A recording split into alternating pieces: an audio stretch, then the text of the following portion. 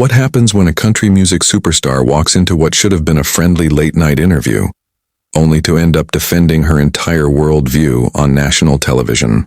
That's exactly what unfolded when Carrie Underwood appeared on The Late Show, where a casual conversation with Stephen Colbert turned into one of the most uncomfortable and unforgettable moments in recent talk show history. The night began with pure excitement inside the Ed Sullivan Theater. The crowd roared as Carrie stepped onto the stage, dressed in an elegant black blazer, her signature blonde hair flowing perfectly. She waved to the audience with that radiant smile that's made her America's sweetheart. Colbert rose from behind his desk, spreading his arms wide in greeting. "Ladies and gentlemen, the incomparable Carrie Underwood," he announced, his voice booming as the band played her latest single. The audience cheered again as Carrie took her seat, crossing her legs gracefully and adjusting her blazer. "Carrie, welcome back to The Late Show," Colbert began with his usual easy charm. "It's always such a pleasure to have you here." "Thank you so much for having me, Stephen," Carrie replied warmly. Her Oklahoma accent carried a sincerity that instantly connected with the crowd. "The energy in this room is just incredible every time I'm here." Colbert smiled and leaned forward. "You're here to talk about your new album, but before that I have to say your fans are something else. The Carnival Riders, right? That's some serious dedication." Carrie laughed softly. "They're amazing. Truly, I'm so blessed to have fans who've supported me through every step of my journey. They really connect with the music, and I never take that for granted." "Speaking of journeys," Colbert said, his tone shifting just slightly, "you've always been open about your faith. How does that influence your music, especially in an industry that isn't always easy for people with strong religious convictions?" The question seemed harmless, but there was something about the way he asked it that made Carrie pause. She maintained her composure, though her smile grew more deliberate. "My faith is central to who I am, Stephen. It's not something I hide or separate from my work. When I write songs, perform, or make career choices, that faith is the foundation. I think people appreciate authenticity, no matter what their own beliefs are." Colbert nodded thoughtfully. "That's interesting," he said. "Because I've always been curious. You sing about love, heartbreak, revenge, even violence sometimes. Before He Cheats comes to mind, you're literally destroying someone's car. How do you reconcile that with Christian teachings about forgiveness and turning the other cheek?" The audience grew noticeably quieter. Carrie's posture straightened, her smile wavering for just a heartbeat. "Well, I think music is a space where people can explore emotions and stories, even hypothetical ones," she explained calmly. "Storytelling doesn't mean you endorse every action in the song. Johnny Cash sang about shooting a man in Reno. I don't think anyone believed he was promoting murder." "Fair point," Colbert conceded, leaning back slightly. "But when you sing in the first person, I dug my key into the side of his pretty little souped-up four-wheel drive. You're not just telling a story. You're embodying it. Don't you think that could seem a bit hypocritical? Singing those lyrics while being a role model for Christian values?" The word hypocritical lingered in the air like a spark ready to ignite. Carrie's hands, resting in her lap, tightened slightly on the chair's arms. Her voice stayed steady, but her tone sharpened. "I don't think expressing the full range of human emotions through art makes someone a hypocrite, Stephen. Faith doesn't mean pretending anger, hurt, or disappointment don't exist. It means learning to process them in healthy ways. Music has always been one of those ways for me and for millions of others." Colbert leaned back, clearly enjoying the rising tension. "Still," he pressed, "you can understand how people might find it confusing. Someone who talks about Christian values also singing about keying cars and slashing tires." Carrie gave him a long, steady look, the warmth in her eyes replaced by quiet resolve. "I think people are smarter than you give them credit for," she said firmly. "They know the difference between a story and a sermon." The audience held its breath. The tension was thick enough to touch. For a moment, no one moved. Then Carrie uncrossed her legs, stood up, and smoothed her blazer. "This was lovely, Stephen," she said, her voice calm but final. "But I think we're done here." Without another word, she walked off the stage, leaving Colbert frozen behind his desk and the crowd in stunned silence. It was a moment that would replay endlessly online, an unforgettable clash between authenticity, faith, and artistic expression that reminded everyone just how unpredictable live television can be. I mean, doesn't the Bible say something about loving your enemies? Stephen Colbert asked, his tone deceptively casual. The audience went silent, sensing the tension building between host and guest. Carrie Underwood's smile vanished completely, replaced by a look of barely contained frustration. "Stephen," she said sharply, "I'm starting to wonder if you brought me on this show to talk about my new music or to put my faith on trial. Because if it's the latter, I think you might be approaching this from the wrong angle." "Oh no. No," Colbert replied, holding up his hands in mock surrender, though his grin made it clear he wasn't backing down. "I'm just trying to understand the woman behind the music. You've built a career on being relatable, especially to women who've been hurt or betrayed. But then you also talk about forgiveness and faith. I'm just curious how you navigate those seeming contradictions." "Seeming contradictions?" Carrie repeated, her voice now carrying a chill that even the studio lights couldn't warm. "Stephen, let me ask you something. Do you think faith is supposed to make people perfect? That it means never feeling angry, hurt, or betrayed? Because if that's your understanding of Christianity, then maybe you need to spend more time actually reading the Bible, instead of using it as ammunition for gotcha questions." The studio fell into an uneasy silence. Colbert's eyebrows shot up, clearly not expecting such a bold retort. He quickly recovered, adjusting his tie with exaggerated calm. "Wow," he said with a forced chuckle. "That's quite a response. I didn't realize asking about the themes in your music would be considered a gotcha question. You do talk about your faith publicly. Quite a bit, actually. Surely that opens it up for discussion."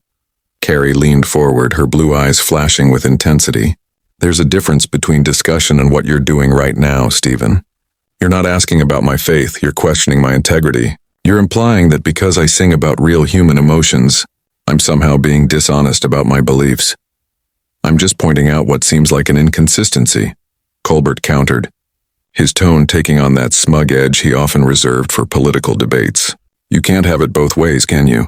You can't be the wholesome country girl singing about Jesus and also belt out songs about destruction and revenge. Pick a lane." The audience shifted uncomfortably, the lighthearted mood evaporating. Several people exchanged uneasy glances. This was no longer entertainment, it was confrontation. "Pick a lane?" Carrie repeated, her voice rising as her composure began to crack. "Do you have any idea how offensive that is? You're basically telling me my faith has to fit into your narrow little box of what you think Christianity should look like. That's not discussion, that's judgment. And frankly, it's ignorant." From the wings, Colbert's producer made frantic hand signals trying to steer the conversation back on course, but Colbert wasn't finished. "Now look," he said, his tone falsely conciliatory. "I'm not trying to be offensive. I'm just saying, when you put yourself out there as a Christian role model, when you thank Jesus at award shows and talk about God's plan, people notice when your songs don't exactly line up with those values. It's like being a vegetarian who owns a steakhouse." Carrie blinked, disbelief flashing across her face. "A steakhouse?" she repeated, incredulous. "Are you seriously comparing my music to selling meat? Do you even hear yourself right now?" "It's called a metaphor, Carrie," Colbert said with exaggerated patience, as if explaining something to a child. "I'm talking about consistency, about walking the walk, not just talking the talk." That was the breaking point.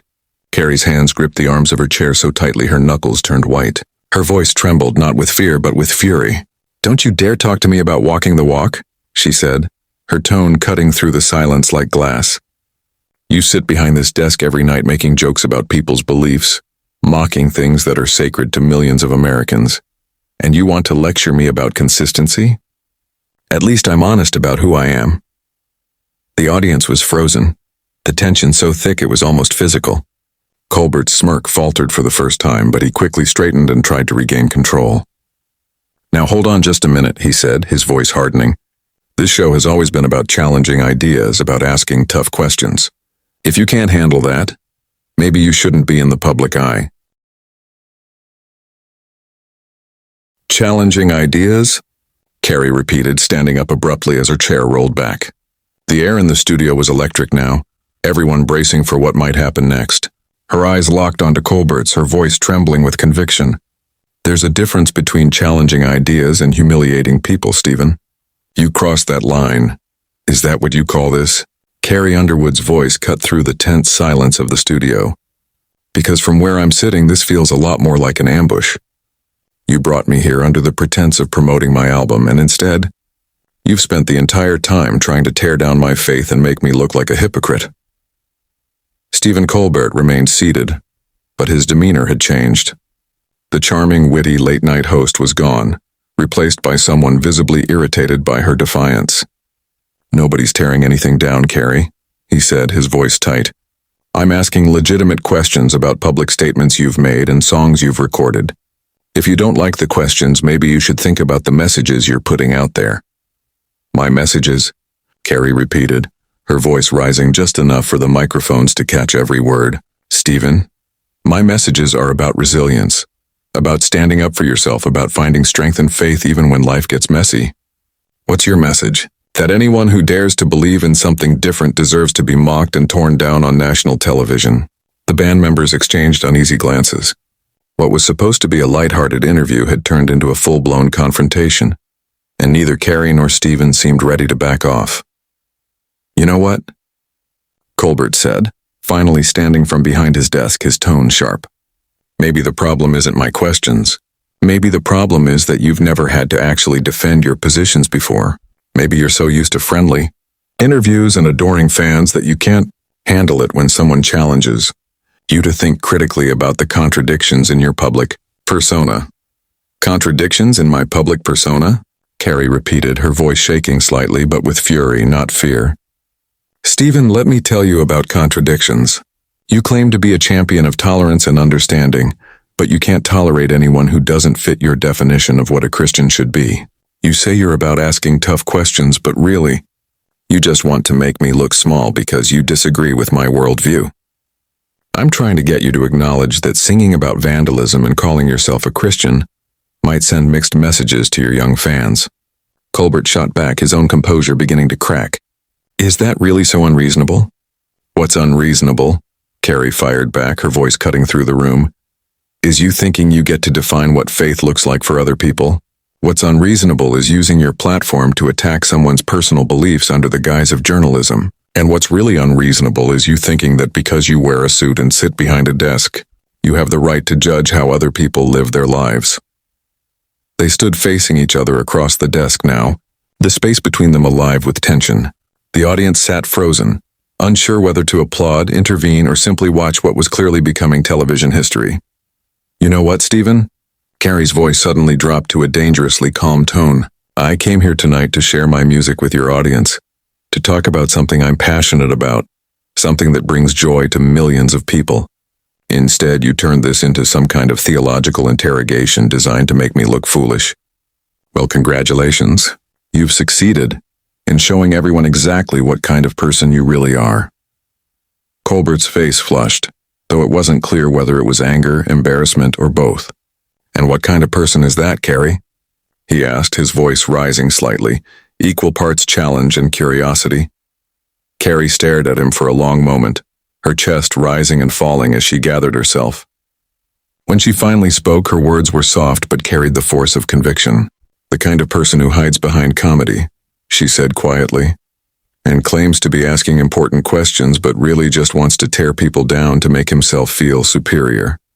The kind of person who thinks that because someone finds strength and faith, they deserve to be knocked down a few pegs.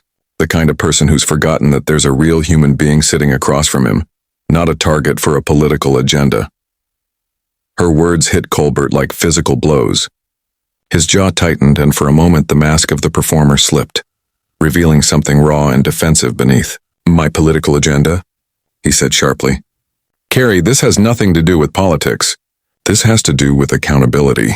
When you have a platform as big as yours, when you influence millions of people, especially young women, don't you think you have a responsibility to be consistent in your messaging?" "Consistent?" Carrie laughed bitterly. "Stephen, life isn't consistent. Faith isn't about being perfect, it's about being real. It's about struggling with hard emotions and finding a way through them. My songs reflect that. If you can't understand that, if you think faith means smiling through pain and pretending everything's perfect, then you understand absolutely nothing about what it means to be a person of faith.